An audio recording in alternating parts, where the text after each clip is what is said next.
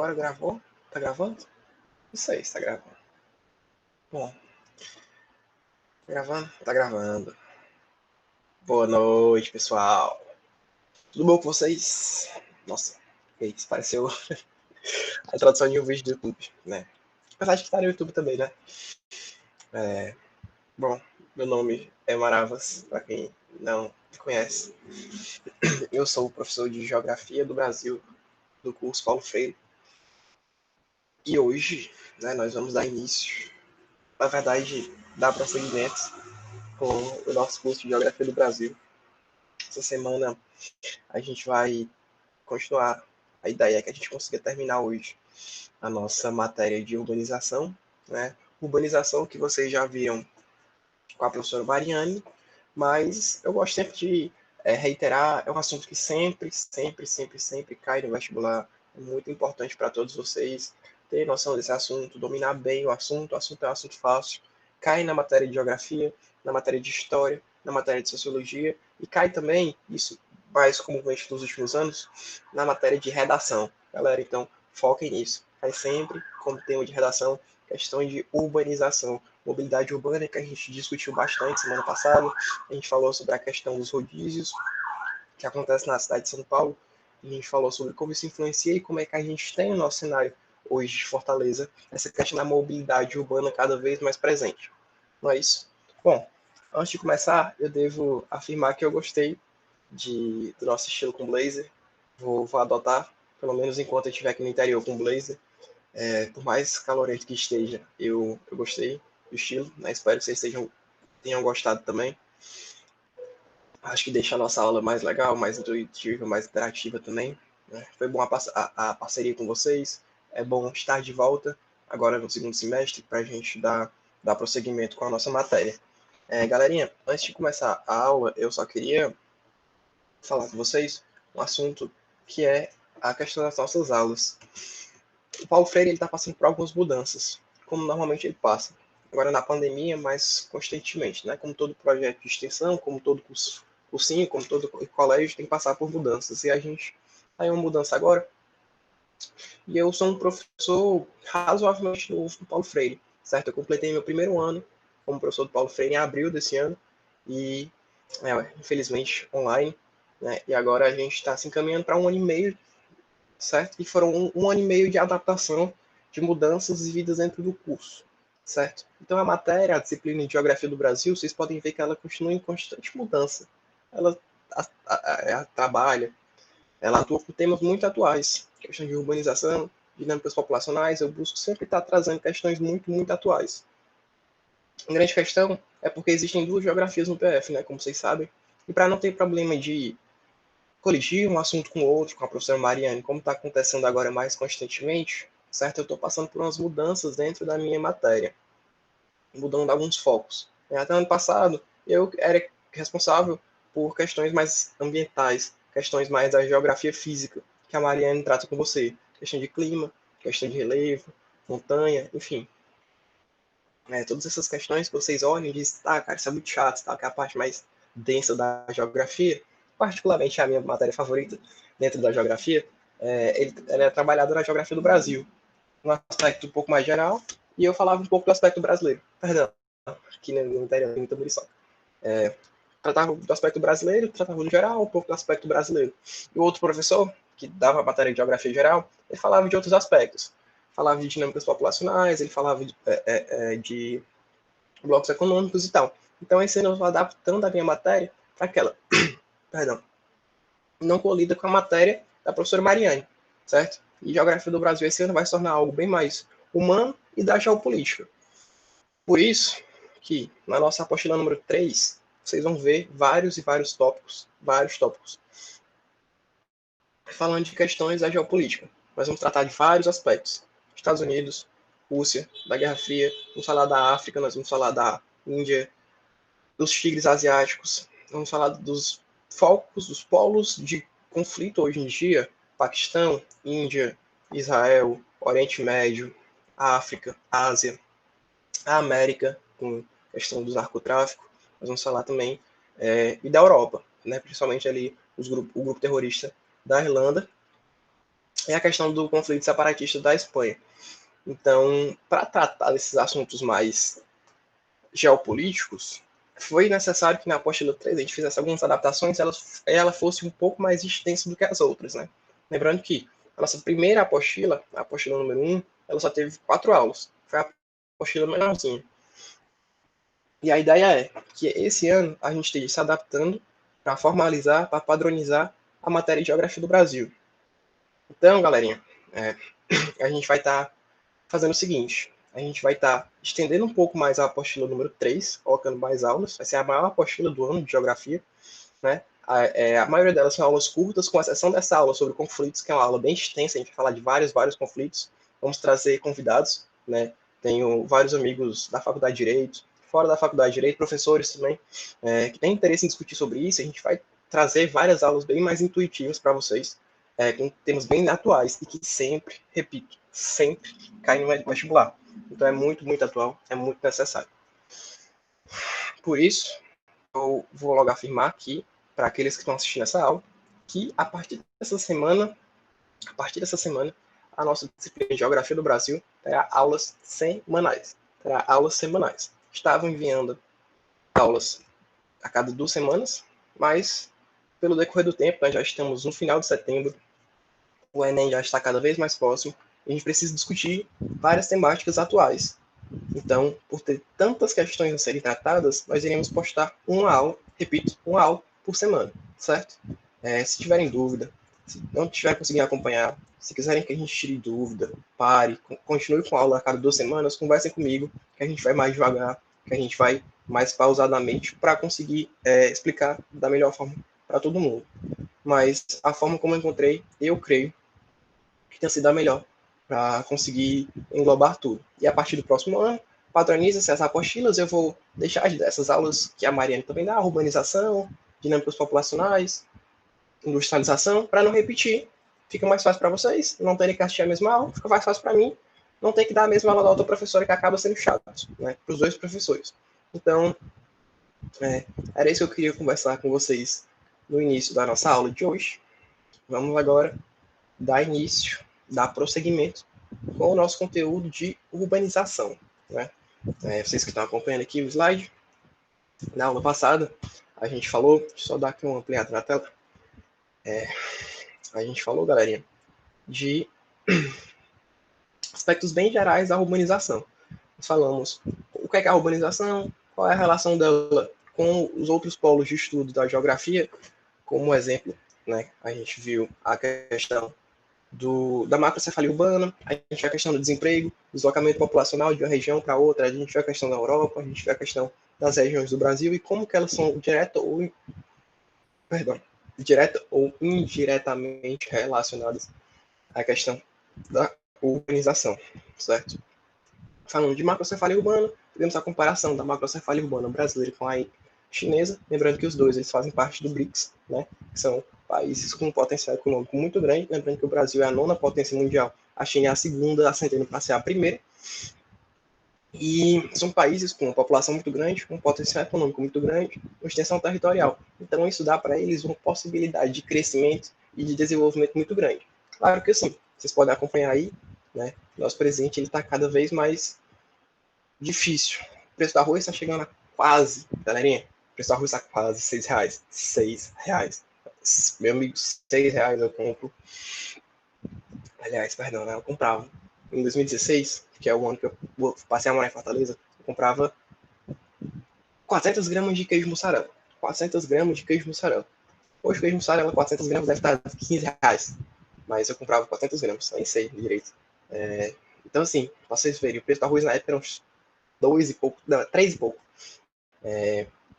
São mudanças que o governo Bolsonaro tem trazido. Eu não sei se vocês acompanharam recentemente. Não sei quando vocês estão vendo esse vídeo, mas hoje, ainda é hoje, né? 10h50 da noite. Hoje o Bolsonaro, ele foi dar um discurso da ONU, não sei se acompanharam, e nesse discurso ele falou sobre desmatamento, falou sobre questões ambientais, falou sobre a importância do Brasil, sobre o crescimento econômico. E ele falou que questões ambientais brasileiras, problemas ambientais, queimadas, isso é natural, que o governo ele não tem nenhum envolvimento com isso, né? Negou o envolvimento, falou que as queimadas, a destruição do meio ambiente era muito ligada a questão dos índios, e a gente vai discutir isso mais aprofundadamente na nossa aula número 10, que é a aula sobre agronegócio. Vamos estudar tudo do agronegócio, porque ele é o setor mais importante da economia brasileira. Tão importante que existe uma bancada dentro do Congresso Nacional, a bancada ruralista, para defender os interesses do agronegócio. Lembrando que os interesses do agronegócio, eles vão de encontro, né, se opõem aos interesses do meio ambiente. Então, isso é uma questão muito, muito tênue. Só para mostrar um pouquinho do que o nosso presidente ele é capaz. Né? Assim, não quero fazer juízo político da minha aula. Não quero fazer juízo político da minha aula. Eu trato isso porque, enquanto estudiosos da geografia, é muito importante que a gente entenda as relações do homem na natureza do trabalho. E lembrando que sempre a natureza ela vai estar envolvida com a questão. Não pode se tratar só do homem e do trabalho, como a geografia já tentou fazer historicamente. Nem só da natureza, nem só do homem e da natureza. Desnivelar essa balança do homem, da natureza e do trabalho faz com que o peso que foi tirado, que foi deixado de lado, ele fique cada vez mais afastado, que seja destruído.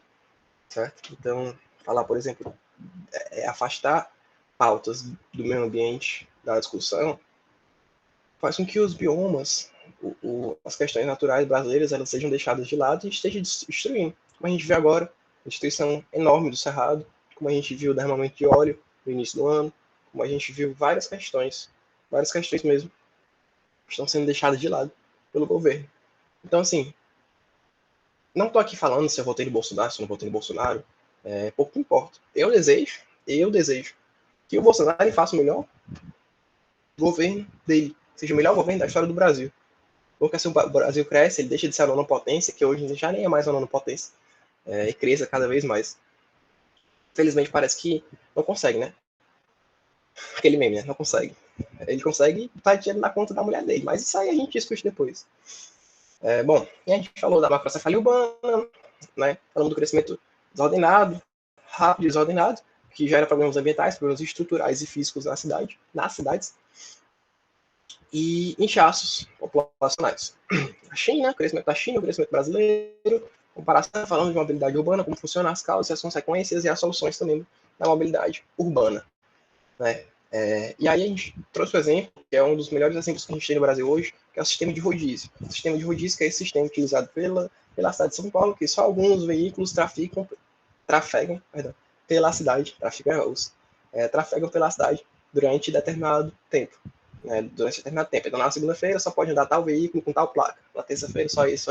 Então, isso faz com que as pessoas elas andem mais de carro, andem menos de carro, andem mais de ônibus, bicicleta e outros meios alternativos para poluir menos, para facilitar o trânsito, para facilitar também o deslocamento de uma área a outra. Né, claro, lembrando que São Paulo tem cerca de 20 milhões de habitantes. Loucura, uma cidade com 20 milhões de habitantes, é só 6 vezes o tamanho de Fortaleza. Então, daí para vocês tiram. Bom, hoje, né, depois de 15 minutos falando aqui para vocês sobre outras coisas, a gente vai começar um pouco a falar sobre a estrutura habitacional brasileira. Né? E um pouco das questões centrais que a gente tem em habitação, por exemplo, é o crescimento desordenado. Só o que é esse crescimento desordenado? Galerinha, simples, tá? Deixa isso aqui claro. A gente viu lá na dinâmica populacionais que as pessoas elas têm essa necessidade de mudança, seja para questões de trabalho, seja por questões de locais, seja por facilidade de encontrar soluções. Como assim soluções, professor? Só trabalho, econômica, questão de espaço para morar, habitações. Então, onde ficar mais fácil, a pessoa vai para morar, certo? Onde tiver mais condições propícias para morar, ela vai. O problema disso é porque algumas áreas, elas, por ter esse potencial de crescimento, por ter esse potencial produtivo, ela faz com que muitas pessoas se desloquem para aquela área para que possam produzir mais, trabalhar mais. E aí isso gera um crescimento desordenado. Falamos disso na aula passada. E aí, professor, qual que é o problema disso? Galera, o problema disso é, número 1, impactos ambientais. Como assim, professor, impactos ambientais? Simples, impactos ambientais. Se a gente tem 20 milhões de pessoas na cidade de São Paulo, em um espaço onde não cabe 20 milhões de pessoas, a gente vai fazer o quê? A gente vai ter uma verticalização da cidade.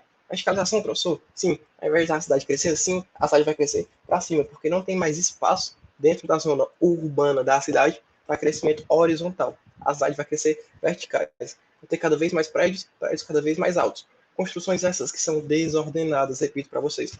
Por que é desordenada, professor? Porque ele vai construir cada vez mais para abrigar cada vez mais pessoas em uma área cada vez menor. Repito, vão abrigar mais pessoas em uma área cada vez menor. Então gera essa verticalização. É um fenômeno que a gente encontra em várias cidades. No interior, a gente não vê tanto. O interior ainda tem uma vasta área de crescimento. Aqui no meu interior, ainda o crescimento ele é horizontal. Horizontal por quê? Porque várias áreas externas da cidade, que fazem parte do perímetro urbano. O perímetro urbano é aquela região que fica dentro da área urbana da cidade. Então, dentro do perímetro urbano ainda há uma área de crescimento muito grande.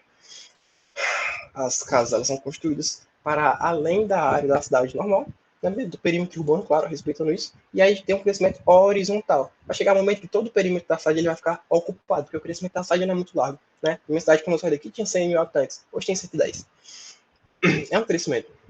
10% da população, então foi um aumento muito alto. Né? Então está nesse movimento horizontal. No futuro, professor, como é que vai ficar? Vai ficar vertical, porque não vai ter mais para onde crescer. Então, ao invés de construir casas, eles vão demolir as casas, vão construir prédios. Construindo prédios, construindo prédios, construindo prédios. É o que Fortaleza vive hoje. Fortaleza não tem mais potencial horizontal de crescimento. Ele tem um potencial vertical de crescimento. Por que, professor? Porque existem várias pessoas, muitas pessoas, em um crescimento desordenado das cidades. Vocês querem ver esse crescimento desordenado? Um exemplo. Faculdade de Direito da UFC. Vocês quando ia achar na faculdade de Direito da UFC, lá na parte de cima, né, do prédio novo, vocês podiam ver a partir da janela, aquelas caixas d'água, né? Cara, o crescimento tão desordenado, você precisava só olhar para debaixo da caixa d'água. Vocês iam ver que tinham habitações, repito, habitações. Habitações são o quê, professor? Não são casas, tá? Habitações são locais onde as pessoas que não têm condição de ter uma casa, eles ficam para sobreviver. Repito, para sobreviver.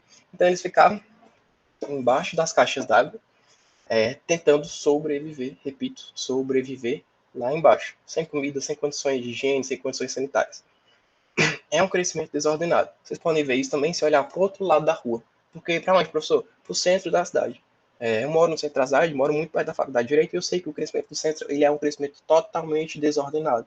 Você vê prédios antigos em processo de demolição ou em tentativa de demolição, como já tentaram demolir vários prédios ali no centro, e os que restam, eles não têm estrutura. Repito, eles não têm estrutura para se manter. Aí o que acontece? A pessoa ele compra ou aluga o prédio, transforma o prédio em um estacionamento. Vocês podem ver que metade do centro é estacionamento. Estacionamento aonde, professor? Em prédios velhos. Repito, em prédios velhos com maior estrutura. Tem, inclusive, na Praça da Bandeira, em frente à faculdade, um prédio aqui no canto direito da faculdade, que é um estacionamento. Ele é um estacionamento gigante, assim, embaixo, tá? Gigante, assim, parece um shopping de estacionamento. E é um prédio super antigo. Eu sei porque lá no apartamento ele não tem garagem. Então quando meu tio ele vai lá para casa, ele tem que deixar o carro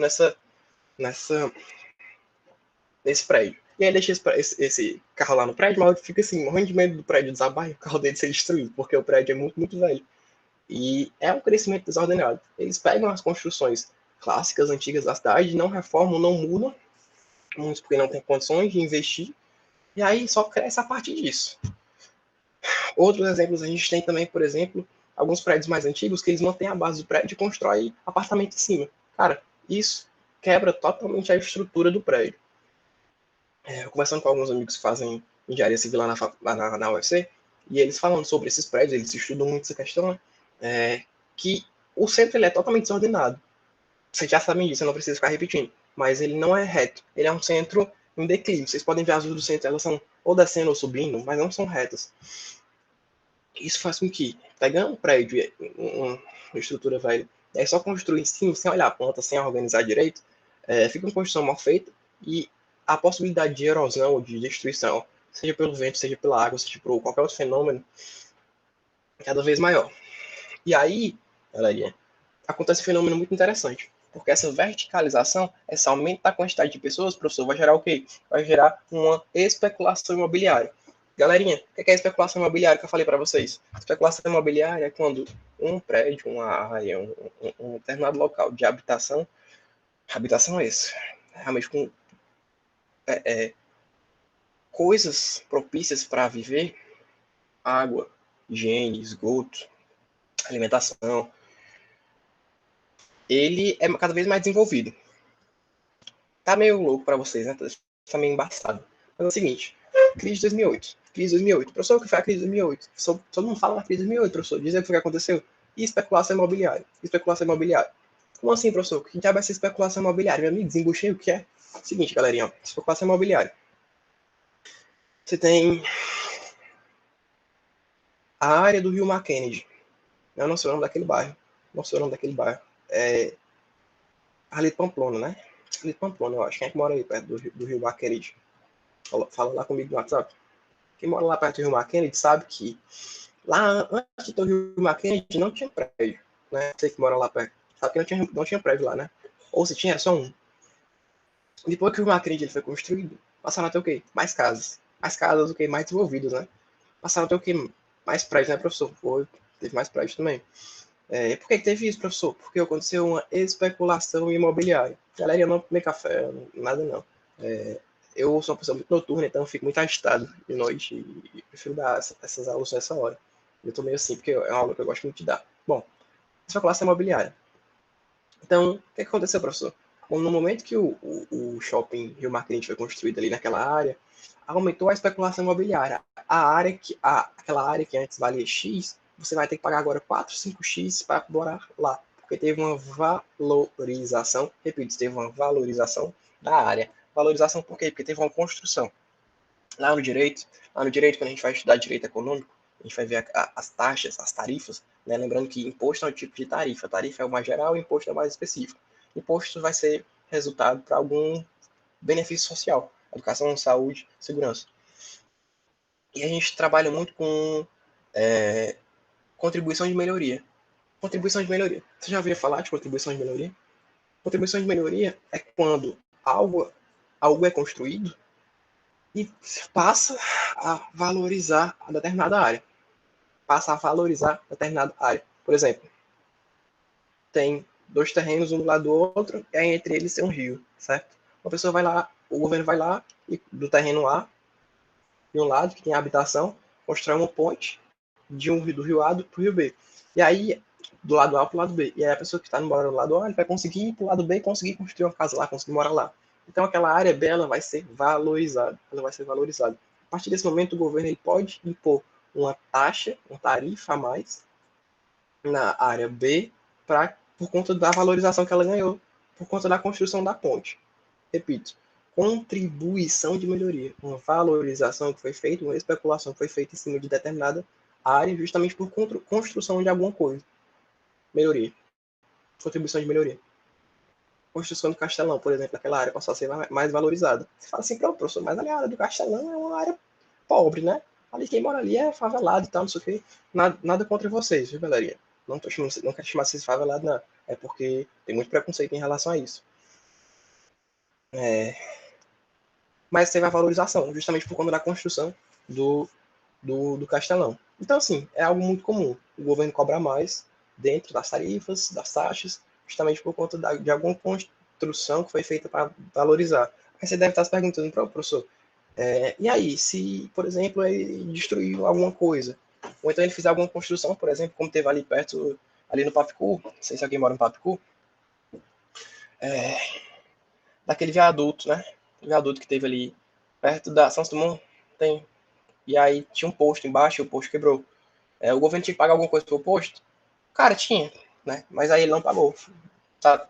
Rolou uma ação na época contra o governo, do posto, contra o governo, mas nada foi feito em relação a isso e até hoje o governo nunca pagou nada pro posto. O posto quebrou, a área mudou e tal.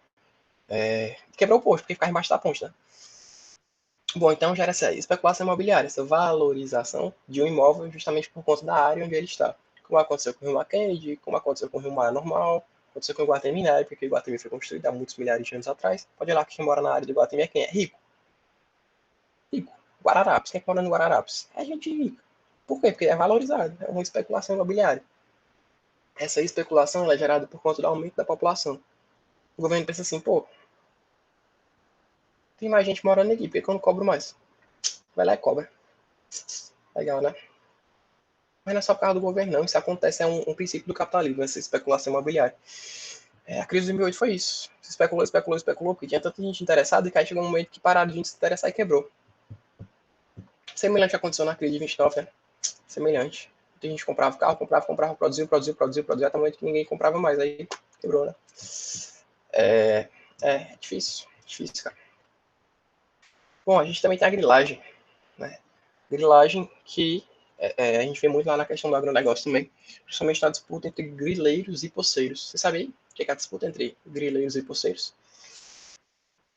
Lá, galera, no agronegócio, a gente estuda muito essa disputa, porque é o povo que quer terra e o povo que tem terra, mas que conquistou isso por dizer que a terra era dele.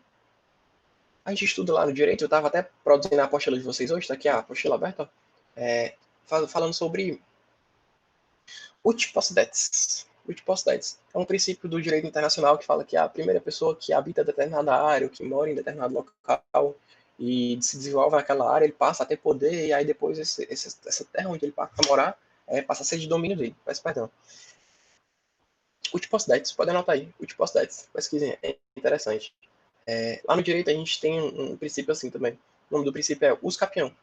Us capião, que é você passa a ter posse de alguma coisa, você passa a ter domínio sobre a coisa a partir do momento que você passa a ter, depois de determinado tempo você tem posse dela. Não ficou claro? Tudo bem. Vamos dizer aí que não sei, Gabriel. O Gabriel deve ter tudo, a sala tem um Gabriel, né? Vamos dizer aí que o Gabriel ele empresta um lápis para a Beatriz. Toda sala também deve ter Beatriz. A minha da faculdade tem 4. Ele empresta o lápis para a Beatriz. Aí a Beatriz fica com o lápis, esquece de devolver e tal. Passa 5 anos. 5. E a Beatriz com o lápis. A partir do 5º ano, o lápis passa a ser da Beatriz. O Gabriel pode cobrar? Não pode cobrar mais não. Ele podia cobrar antes, mas 5 anos, pode mais não. Entendeu?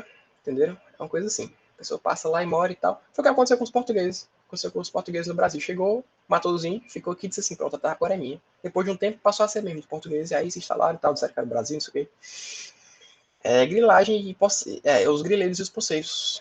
Que tem a posse da terra e quem quer ter a posse da terra. É aquela galera que precisa da terra para se sustentar, para sobreviver e tal, e não é dada. Por quê? Porque quem tem a terra da posse, quem tem a terra da posse, a posse da terra, é quem um dia chegou lá e disse que a terra era dele. Ele falou assim, essa terra aí é minha. E aí falsificava um documento do governo, na época ainda dos portugueses. E aí eles passaram a ter domínio sobre a terra, né? A terra que está em disputa. Então, hoje, a grande questão que a gente vê é isso. E é essa disputa entre grileiros e poceiros está muito ligada à questão de fazenda e tal, de fazendeiro. E fazendeiros são muito marrentos, né? Aquela galera do sítio que banda com um chapéuzão, tem uma 12, e é muito violento, é um conflito realmente muito violento, porque eles lutam realmente pelo acesso a terras. E o governo federal faz o quê, professor? Não, o governo federal deixa eles lutarem. Já tiveram outros governos, as mais de esquerda, que tentaram fazer alguma coisa assim, o Lula tentou lidar melhor com essa situação, acabou que não deu certo, porque é realmente um conflito muito difícil, porque eles têm muita influência. Quem tem a posse da terra é muito influente, por quê? Porque está ligado diretamente ao agronegócio, eles usam da terra para ter animal, para produzir, e aí exportar. É o que a gente chama de plantation, né? Vocês lembram do plantation? Plantation que na época da escravidão era monocultura latifundiária e escravista, né? Hoje é só monocultura latifundiária. E a maioria das terras brasileiras, principalmente do que a gente vende para fora, que é o que é bom, tipo, o café bom brasileiro não é o que a gente come, é o que a gente vende para fora, e os restos ficam com a gente, né? Já ouviram falar disso. 30% do café que a gente toma é milho. Pois é, o resto é terra. Então, aproveitem a terra de vocês aí. Muito boa. Bom, então gera esse conflito, justamente por questão de habitação. Habitação por quê, professor? Qual a relação com urbanização?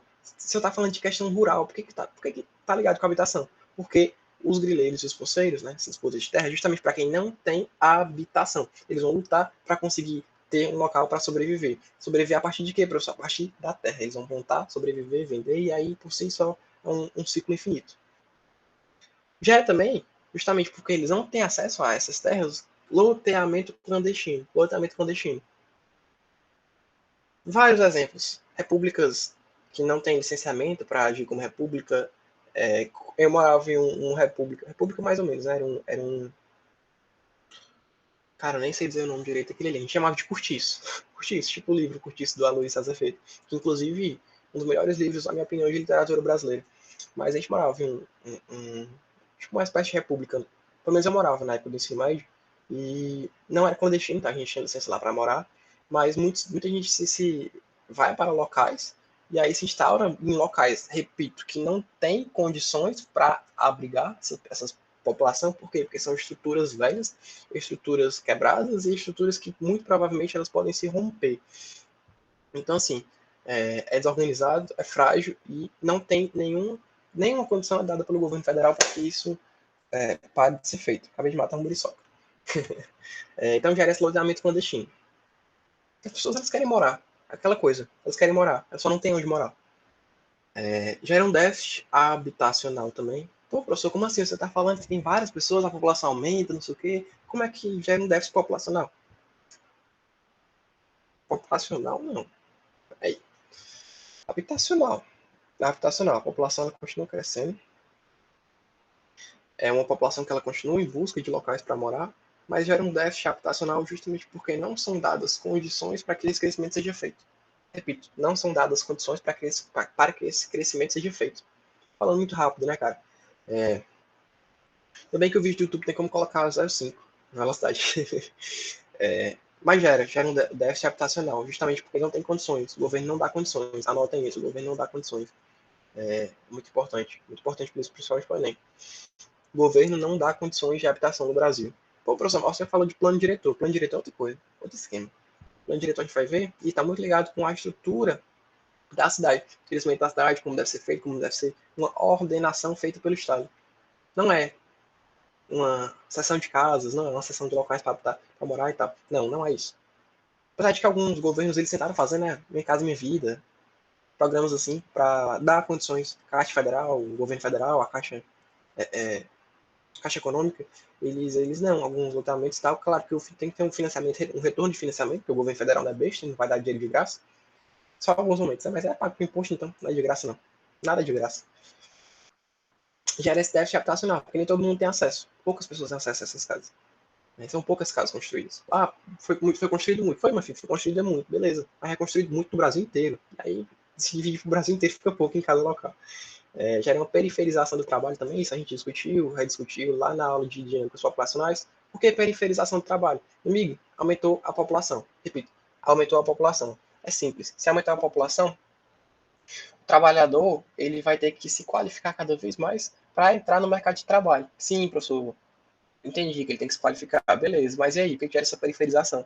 Porque a partir desse momento, o chefe ele vai poder escolher quem que ele vai contratar. Ele vai escolher por quê? Porque tem muita gente, e aí ele vai escolher quem tiver a maior qualificação, a melhor qualificação. Uma pessoa que ele vai deixar de exercer uma função específica, como era lá no Charlie Chaplin, exercer uma função de ficar repetindo a mesma coisa, e ele vai passar a ter conhecimento de toda a produção. A gente vai estudar isso lá no modelo toyotista.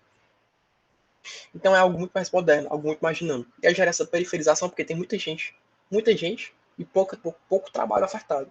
Então essa muita gente vai ficar desempregada. Eles vão ter que se periferizar, procurar trabalho cada vez mais longe, mais distante dos centros urbanos. Isso foge inclusive com a dinâmica populacional tradicional, que a pessoa sai das áreas mais externas da cidade para ir para as áreas mais internas trabalhar e à noite elas voltam. É o que a gente chama de cidade e dormitório, né? A gente discutiu lá na nossa aula de dinâmicas populacionais. Anote aí, cidades e dormitório. Não acontece com Messejana, por exemplo. A maioria da galera que mora em Messejana, mora ali, Maracanaú, a zona metropolitana de Fortaleza, deixa eu ver mais ali, Calcaia, aquela área ali perto da praia da Beira-Mar, putz, Barra do Ceará, não sei se é o nome do outro bairro que eu queria falar, mas enfim, Barra do Ceará, Messejana, Maracanaú, essa galera toda gera cidade de dormitório. No caso, o bairro dormitório, né? Porque a pessoa vai para o centro de trabalho e volta. Então a dinâmica hoje é muito mais diferente, porque é periférico. Tem que se gerar focos de trabalho cada vez em áreas mais externas da cidade. Por quê? Porque os centros já estão lotados de gente trabalhando, lotados de gente. Gera essa inflação de pessoas, inflação habitacional, que a gente discutiu lá na outra aula. E essa periferização do trabalho, galerinha, como eu falei para vocês, é um deslocamento inverso do que acontece normalmente. Isso é um estudo, vou falar aqui para vocês, lá da Escola de Chicago. Escola de Chicago, anote aí. Professor, a Escola de Chicago, aquela lá que fala do liberalismo, não sei o que Paulo Guedes estudou nela. Não, não, galera. Não é aquela Escola de Chicago, não. É do mesmo canto, a Universidade de Chicago, mas não é aquela Escola de Chicago. A Escola de Chicago que estou falando aqui é a Escola de Chicago da Sociologia. da criminologia. Criminologia é uma área do direito que estuda os crimes e tenta explicar os crimes baseados nos fenômenos sociais. Eles explicam sobre esse fenômeno social. Eles falam sobre as áreas de influência, as zonas das áreas de influência. Vou mostrar aqui para vocês, a escola de Chicago.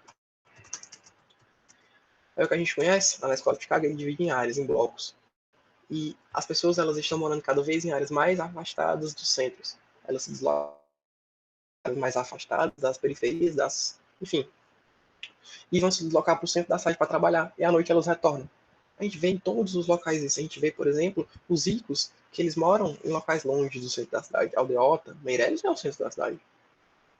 Bem que ali, aquela baixa aldeota ali, perto do Carlos Vasconcelos, ali já, para mim, ele já é centro. Mas ali ainda é área nobre e eles não trabalham por ali. Eles trabalham mais localizados ao centro, em áreas mais distantes. E aí, como vocês podem ver aqui, áreas centrais, locais de trabalho, áreas cada vez mais afastadas, que é onde tem menos crime, que é o que eles dizem lá, onde as pessoas moram. Eles vão para morar. E o centro é onde tem mais crime, que é onde as pessoas estão mais localizadas. Interessante ver essa influência de poder no direito também no modelo penal, né? Interessante, isso é um modelo universal. Acontece em todo mundo. Então hoje, essa estrutura ela está se voltando. Né? Existe mais a periferização do trabalho. Periferização em dois sentidos. Primeiro, sair dos centros da cidade. O foco saiu do centro da cidade, porque não tem mais local para trabalho no centro da cidade. Você fala assim, professor, tá, tem. E aquela sei lá, sorveteria que está procurando gente para trabalhar. Tá, beleza, tem. Mas são poucos. Os espaços são poucos, porque tem muita gente. E o segundo fator dessa periferização do trabalho gera também o trabalho informal. Né? Essa periferização ela advém do trabalho informal. Esse trabalho que está cada vez mais diversificado, as pessoas elas têm que buscar outras condições de trabalho para sustentar, para sobreviver. Né? Condições que vão além do modelo tradicional de contratado, de serviço, enfim. Que era a favelização, as pessoas não têm condições de morar nos centros, então elas vão cada vez mais para distantes, bairros mais distantes, elas vão morar, enfim, locais que não têm realmente condições. E a cortiçagem também, cortiços, locais onde existem aglomeração de pessoas sem condições de sobrevivência. Deixo aqui, inclusive, a recomendação do livro O Cortiço, do professor Aloysio Azevedo. Sim, Aloysio Azevedo é um livro incrível, para mim, é o meu livro favorito de literatura brasileira. Repito, meu livro favorito de literatura brasileira. Não é meu livro favorito, mas é um dos meus livros favoritos. Ele fala sobre a região do Rio de Janeiro no século XX, se não me engano. Faz muito tempo que eu li. Faz uns 2 anos que eu li. Acho que é no século XX, século XIX, século XX. Em Cortiço. E é da época do naturalismo brasileiro. O professor Daniel de literatura pode até falar melhor para vocês sobre isso, mas ele envolve muitas questões geográficas, históricas. E ele trata sobre a vida dessas pessoas que moram no Cortiço. Primeiro, o dono do Cortiço, que eu não vou me recordar o nome agora, galera, realmente faz muito tempo que eu li, como ele busca cada vez ser mais poderoso e influente, como ele quer anexar ao Cortiço que tem do lado dele, como ele quer comprar toda a área e tal, e ser um cara super rico. E aí ele começa com uma pedreira e tal, não sei o que, e aí começa a ganhar dinheiro e casa com uma mulher que tem muito poder e vai conseguindo mais poder a partir disso. As pessoas do Cortiço. O Cortiço em si ele tem vida própria dentro do livro, porque ele é algo muito deteriorado, como os cortiços eles naturalmente são. Ele tem vida própria, justamente porque as pessoas elas têm muita personalidade dentro do livro e elas vão ficando cada vez mais animalizadas. Uma menina que ela é muito santa, ela tem 14, 15 anos, ela vira prostituta, meretriz. As pessoas elas passam a ter querer um cara quer ficar com a mulher do outro e aí tal, e ele fica muito grosseiro, ele chuta o pescoço do cara e mata ele, depois a mulher trai ele, e ele fica com a outra mulher. Então assim, a relação de poder, de querer e tal, então os personagens eles são bem animalizados, eles são bem ambiciosos, por assim dizer. Mas justamente porque os cortiços, historicamente, eles são regiões animalizadas, regiões destruídas, regiões, enfim, inferioradas, sem condições, sem reais condições de sobrevivência. Então essa segregação. segregação socioespacial. Como eu falei, a própria escola de Chicago fala muito sobre essa segregação e deixa bem claro quais são os limites de cada região. Região onde a pessoa mora, região onde ela trabalha, região para se deslocar, região de crime. É segregado. Rico não mora com pobre, pobre não mora com rico. Tem a área da Delta, quem mora na Delta tem dinheiro. Quem mora na Messejana tem suas condições também. A galera da Messejana se garante. Então, os prédios massa lá na Messejana. Mas a galera do centro tem condições. Enfim. E aí tem essas áreas de poder e de influência, baseado na renda, baseado na economia. Certo? O poder é baseado na renda. Historicamente, desde sempre, o poder é baseado na renda. Quem é o país mais rico do mundo hoje? Estados Unidos. Quem é o país mais poderoso? Estados Unidos. Século XIX, quem era o país mais poderoso do mundo? Inglaterra. Quem era o país mais rico? A Inglaterra. Então, assim, historicamente, isso vai mudando, vai sendo influenciado, certo? Bom, e aí, agora falando um pouquinho das diferenças de conceitos da geografia ligada à urbanização. Né? Qual é a diferença entre a rede urbana e a hierarquia urbana?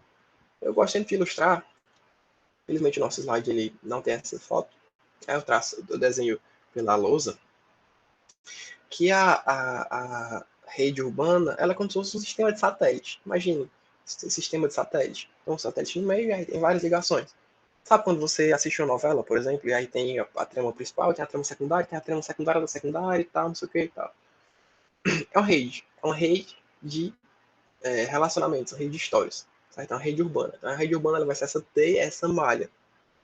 E vai ter todas esses pontos interligados. Você não vai falar só de uma área, de outra área, você vai falar de tudo e como é que eles estão interligados. O mais interessante é que no momento que a gente estuda sobre urbanização, a gente tem que entender como é que essas áreas, esses focos de poder, que até a gente discutiu aqui sobre em habitação, essa segregação, ela é influenciada. Como é que ela se influencia?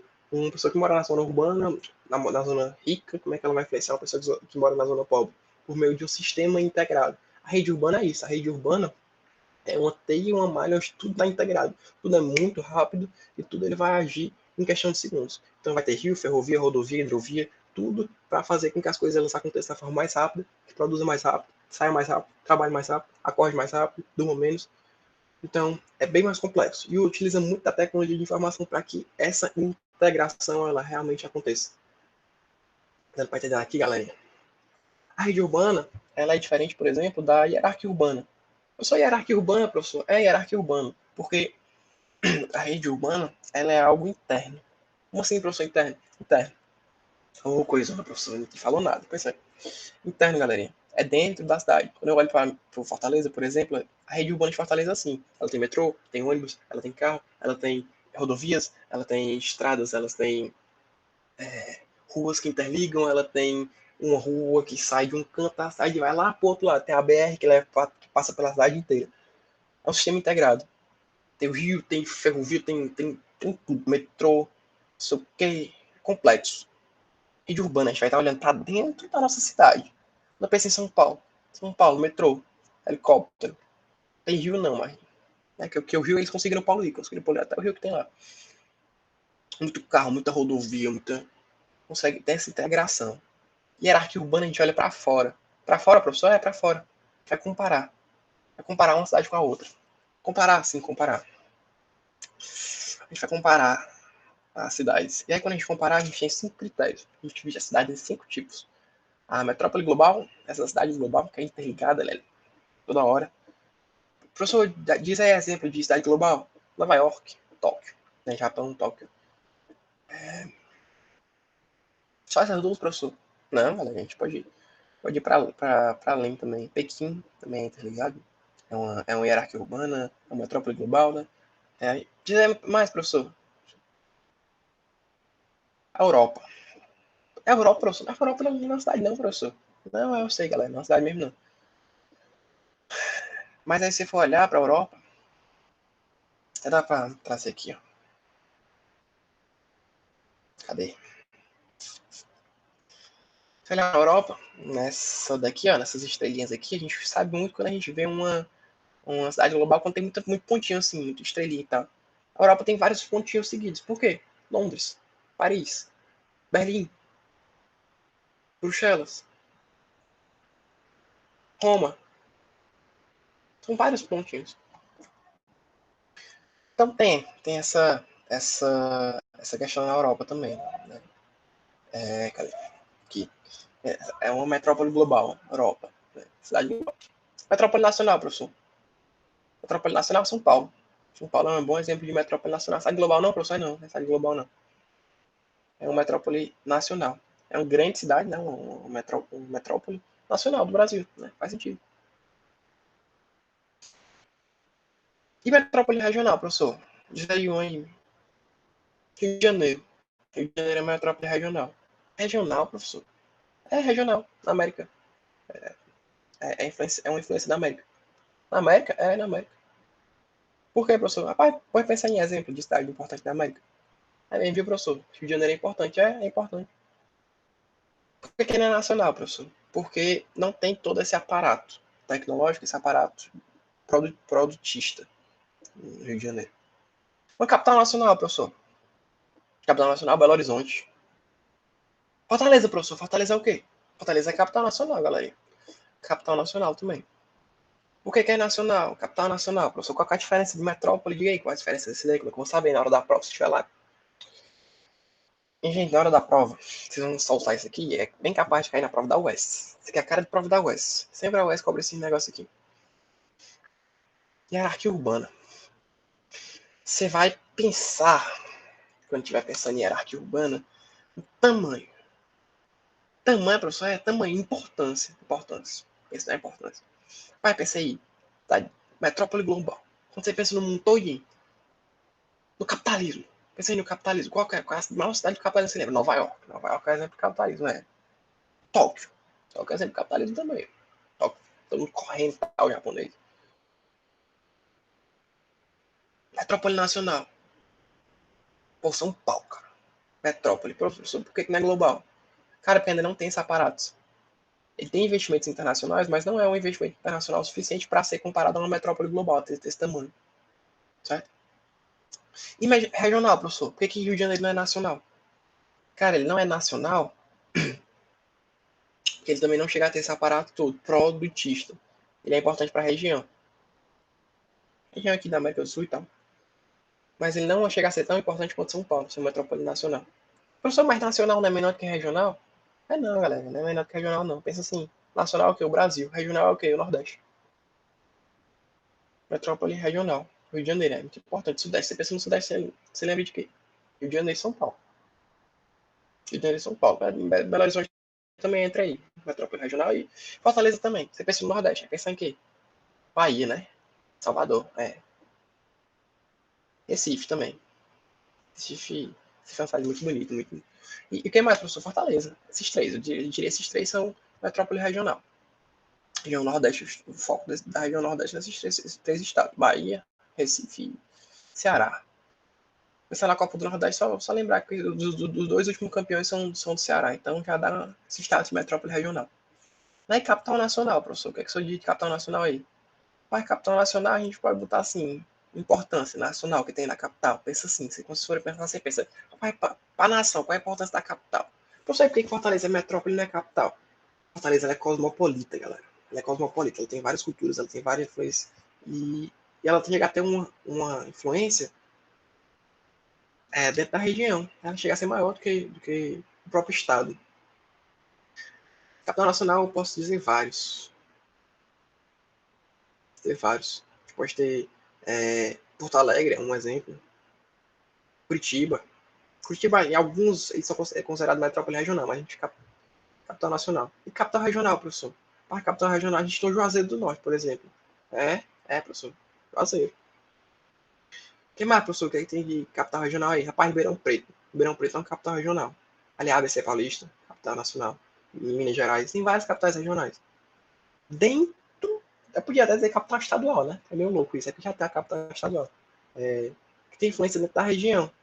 Polos de influência dentro da região. O que mais, professor, que você pode dizer aí? Rapaz, Petrolina. Petrolina é uma influência também. Petrolina é muito bonita, inclusive. Deixa aqui a recomendação se alguém for para lá um dia. Então tem esses polos de poder, esses polos de influência. Né? Bom, e aí? Beleza, isso daí foi fácil, galerinha. Foi fácil, tranquilinho. Rede urbana é ligada à minha cidade. Hierarquia urbana é a comparação das cidades. Rapaz, é a diferença entre mega cidade e cidade global. E aí? O que é cidade global mesmo que eu falei pra vocês? Cidade global é uma metrópole global. Quando é uma cidade gigante, polo produtivo, polo econômico, polo tecnológico. Produtivo, econômico, tecnológico. Posso dizer até populacional. É uma mega cidade? Não. É uma metrópole global. Cidade global é a mesma coisa de metrópole global, certo? E megacidade, professor? Megacidade é o quê? Rapaz, megacidade é fácil. Olha pro nome mega. Olhou pro nome mega? Decorou. Mega. Decorei mega aí. Mega cidade, meu amigo, é mais de 10 milhões de habitantes. Mais de 10 milhões de habitantes. Mega cidade, mais de 10 milhões de habitantes. Professor, de uma mega cidade aí, São Paulo, meu amigo. O que mais, professor? Tóquio. O que mais, professor? Nova York. Cidade do México. Mumbai. Nova Delhi. Xangai. Calcutá. Dhaka. Buenos Aires. Mais de 10 milhões de habitantes. A gente olha pelo perímetro da cidade, certo? Então, a gente pensa São Paulo tem um pouquinho ali da ABC Paulista na região e tal. É a zona metropolitana de São Paulo. É, professor, é mais de 10 milhões de habitantes. Mega cidade, mais de 10 milhões de habitantes. Cidade global que nem? Metrópole global. Influência mundial. Uma cidade que ela tem influência mundial. Certo? Ah, professor, mas até aí foi fácil também. Vamos aqui ver umas características da cidade global para encerrar a nossa aula de hoje. É, encerrar, professor, já, enfim.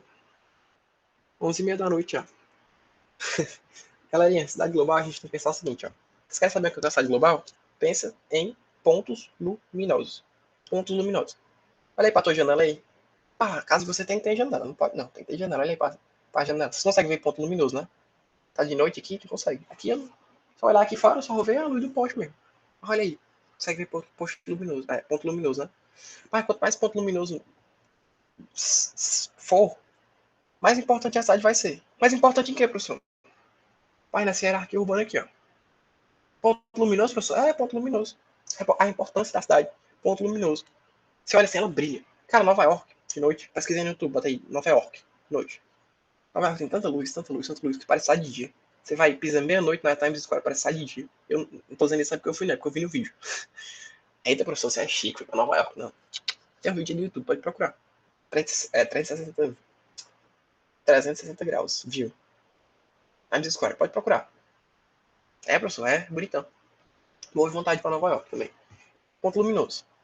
Cidade global, ponto luminoso. Rapaz, pensar em quê, professor? Você tá com a universidade global. Rapaz, pensa em Nova York. Pensa em Nova York, pensa no brilho. Tô falando pra você, ó. Pensa em Nova York, pensa no brilho, que Nova York tem brilho, brilho. Olha pra cima, tá brilho. Brilho. Ponto luminoso. Facinho, decorou, beleza. Matou a questão. Ponto luminoso, como é que você sabe ponto luminoso? Amigo, você pode ver ponto luminoso na foto assim, ó. Os prédios iluminado e tal. Tá vendo aqui de noite essa foto? Seattle. Seattle, professor, é Seattle. Brilhando aqui até de cima e embaixo. De noite, parece sair de dia. Ah, professor, você tá ficando doido? De dia? Eu falei, de dia. Parece que tá amanhecendo aqui. Sim, e aí, esses pontos luminosos, professor? Já vê esse ponto luminoso? Esse aqui, galerinha, ponto luminoso. Esse ponto luminoso aqui, ó. Eita, professor, é. Cara, essa putaria desses pontos luminosos são tão doida que, às vezes, nem a cidade nem a cidade global. Mas tem tanta cidade importante, uma próximo da outra, que a região ela vira uma cidade global. Professor, a região virando uma cidade. Já é isso aí. É, ela vai virar uma megalópole. Megalópole, porque as cidades elas vão se acoplar. Caraca, tá difícil. Acoplar. E a região ela vai ficar muito importante, ela vai ganhar brilho, vai ganhar relevância. A região de Nova York aqui, pai, tem que brilho que tem. Eita, professor, é mesmo, ó. Japão aqui na esquerda. É desse jeito, pai. É desse jeito. Cidade global, ponto luminoso, matou a cidade global. E aí, professor, o que mais? Diz aí, tô gostando desse negócio. É, massa. Geografia é massa. Paz, você pode ver também, cidade global, que ela nem sabe o quê? O fluxo. Fluxo. Você pensa em cidade global, vai ser uma cidade importante. Nova York, eita, meu irmão, já ganhei dinheiro aqui. Já pensei em Nova York, já tô com dinheiro. Por quê? Porque tem um fluxo de pessoas, serviços, capitais. Lembra? Fluxo de pessoas, serviços, capitais. Tem muita gente saindo do canto pro outro, canto pro outro, trabalhando, ganhando dinheiro, vendendo, não sei o quê, correndo e tal. Tem gente pobre, professor? Tem pobre. Todo canto tem pobre, né, meu filho? Se ele disser um canto que não tem pobre, eu digo assim, é mentira. Aí, professor, a Dinamarca, aí você me pegou, meu filho. Aí você me pegou. Não, brincando, galera, mas assim, você vê ponto luminoso, fluxo de pessoas, serviços e capitais. Por quê? Porque, galera, esse fluxo torna a área importante. Como é que esse fluxo vai tornar a área importante, professor? É o seguinte, tem muita gente concentrada nesse local. As pessoas elas vão realizar serviço, aquela coisa que a gente fala, homem, natureza e trabalho. Eles vão atuar na natureza, a natureza é esse espaço que a gente está tratando aqui, lembra? O objetivo da geografia é espaço, né? Espaço. E elas vão, a partir desse serviço, gerar capital. Capital muito grande. Nova York, por exemplo. São tecnopolos. É padrão. Cidade global é tecnopolo. Você não pode falar de uma cidade global que ela não seja um tecnopolo, não seja um polo produtivo e um polo tecnológico. Não é só um polo industrial, não é só um polo de serviço, é um polo tecnológico. Professor, mas peraí. E Mumbai na Índia? Mumbai?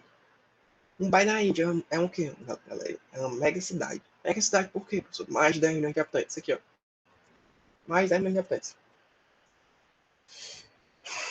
É. E aí, professor? É cidade global? É não. É não, porque não tem desenvolvimento tecnológico suficiente para ser uma cidade global. Ela tem uns pontinhos lá e tal, de luz, mas não é pontinho tecnológico. Então não é cidade global, não. Ela é uma mega cidade. Mega cidade, viu, galerinha? E aí, para desenvolver mais ainda a região, vai ter uma comunidade científica mundial. As áreas de relevância da cidade global são em países desenvolvidos. Você não vai ver uma cidade global em um país subdesenvolvido. Nunca vai ver uma cidade global em um país subdesenvolvido. O que eu falei para vocês? São Paulo é cidade global? É não. São Paulo é o quê? Fala o quê? Metrópole nacional. Justamente porque não é desenvolvido, é subdesenvolvido, ou em desenvolvimento, enfim. Porque não tem essa comunidade científica mundial. A comunidade científica brasileira, ou em São Paulo, que era para ser o ITA, IME, né, esses institutos, eles são levados para fora do país. Então não tem essa comunidade científica global. São Paulo é tecnopolo. Tem o fluxo de pessoas, serviços capitais. Meu amigo, bota aí. Mesmo esquema. 360 views. E a Avenida Paulista, aí vê só a galera correndo, sai de lado pro outro, tal, não sei o que, carro passando, gente, não sei o que, carro tocando no meio da rua. Fluxo de pessoas serviços capitais toda hora, mas não é tecnopolo. Não é, porque o país exporta tecnologia. O Brasil exporta mentes brilhantes, o ITM, enfim. Tem grandes universidades também. Rapaz, pode pensar, em qualquer cidade grande do mundo tem universidade. Rapaz, top, universidade de top. Nova York, universidade top, universidade de Nova York. Professor, aí qualquer cidade do mundo vai ter cidade. Ah, pensa São Paulo, Universidade de São Paulo, né? Pois é, a Universidade de São Paulo é uma grande universidade, uma das maiores do mundo. Uma das maiores do mundo, a maior da América Latina. Melhor e maior. O que é que falta, hein? Falta, sabe o que, galera? Comunidade científica. Porque a tecnologia ela é produzida, mas ela não é tão pesquisada no Brasil assim, não. Não aponta essa história global, certo? Então vamos lá. Relembrar. Cidade global é o quê? Luminoso, professor, luminoso. Tem o quê? Vai, tem serviços, pessoas e capital. O que mais, professor? Tecnopolo. Comunidade científica global. Tem essa importância global. Tem mesmo. Tem grandes universidades. Tem esse serviço, aeroporto, porto. São Paulo não tem porto, por exemplo. Fala São Paulo, galera, porque é a maior do Brasil, cara. Vou falar da importância mesmo. Eu gosto muito de São Paulo. Tem o centro financeiro. Brasil, por exemplo, São Paulo tem a Bovespa, né? Bolsa de Valores de São Paulo.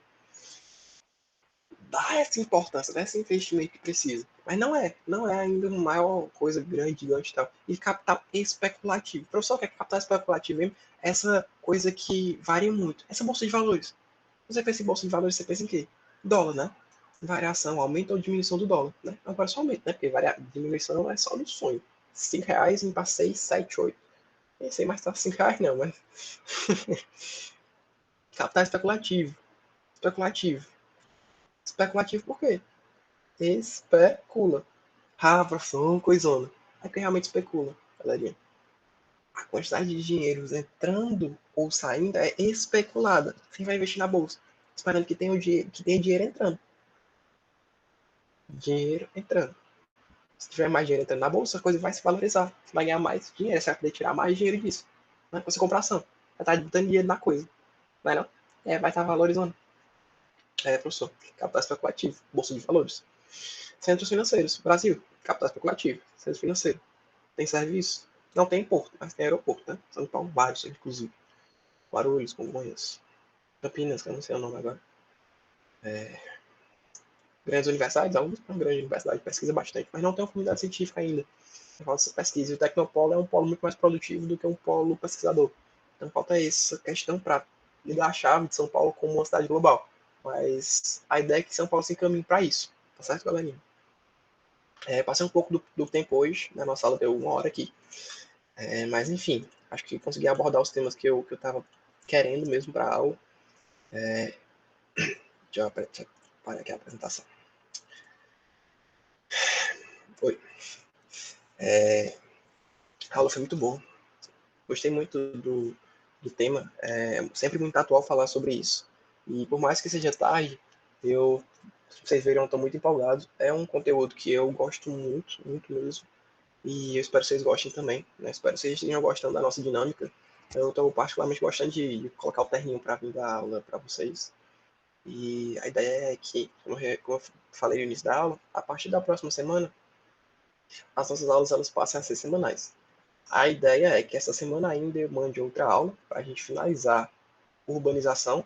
E a partir da próxima a gente fica com aulas semanais sobre os temas da apostila.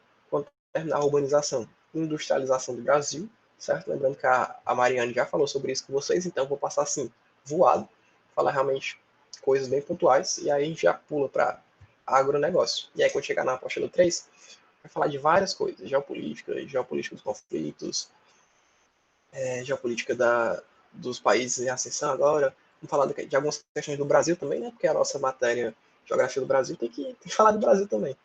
E a gente vai construindo junto, tá certo? Mais uma vez, eu me coloco aqui à disposição de vocês para qualquer coisa, para tirar dúvida, para ajudar. Falo rápido mesmo. Tem muita informação vindo na minha cabeça e não é porque eu quero, assim, claro que tem a necessidade de terminar o conteúdo, mas eu naturalmente falo assim, para quem me conhece. E, enfim, estamos agora adotando de outros meios para facilitar o acesso de vocês às nossas aulas. Repito, espero que todo mundo esteja bem, espero que todo mundo esteja estudando. Se precisar de alguma ajuda minha em qualquer coisa, para conversar, para ajudar com a matéria, eu estou aqui à disposição, certo?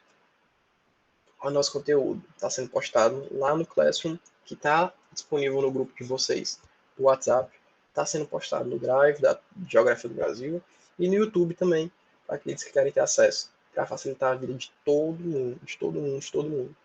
Se quiser conversar comigo, se quiser que eu resolva questão, se quiser que eu ajude você com outra matéria, não, eu não sou professor de outra matéria não, mas eu posso ajudar, desde que não seja biologia. E a gente está aqui para construir isso junto, para construir a aprovação de vocês juntos. Tá certo, galerinha? Desejo a todos uma ótima semana. Deixo aqui meu abraço a todos. Bom descanso, bons estudos e até a próxima semana. Tá certo? Tchau, tchau.